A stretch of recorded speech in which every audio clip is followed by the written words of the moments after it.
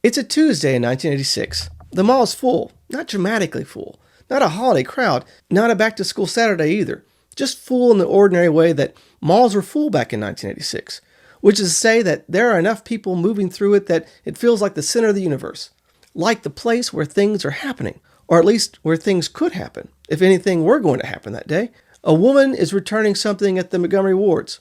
Two teenagers are sitting on a bench near the fountain, doing nothing in particular, and that suits them just fine. Someone's eating a pretzel. Someone else is looking at shoes they will probably not buy. The HVAC hums. The skylights let in a version of the afternoon that has been filtered and softened until it feels like no particular time of day. Nobody here is thinking about blast radii. There's a sale at Walden Books.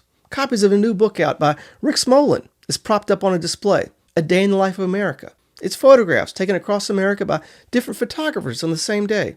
I'd be surprised if there wasn't a picture of a shopping mall in it. Nobody's thinking about Victor Gruen, who by this point has been dead for 7 years, who spent the last years of his life publicly disowning the mall and blaming American commercialism for turning his vision of civic space into something he no longer recognized. But if you walk toward the JCPenney's, you'll find children riding on one of those indoor train rides that appear at almost every mall.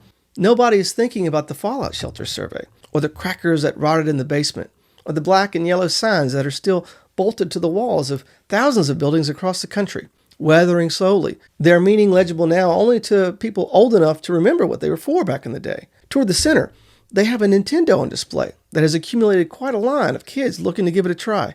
But nobody's thinking about the interstate highway system as a defense project, or about dispersal theory, or about the specific federal policy decisions that put this building at this interchange in the suburb rather than somewhere else, or nowhere at all.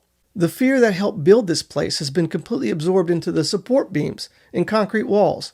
But somewhere in Washington this same year, a piece of legislation is moving through Congress. It's on a seemingly dry subject. It is very long and very boring, and has nothing obviously to do with shopping malls.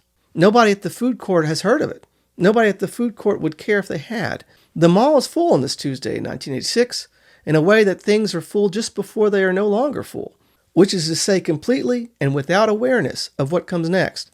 Without anyone knowing, the mall was about to experience its first shock wave, but not from any nuclear blast. But the shock wave, along with the others that followed, would destroy the American mall, all the same. This story, however, will have to be told in a separate episode. For now, it's 1986. The people are still shopping.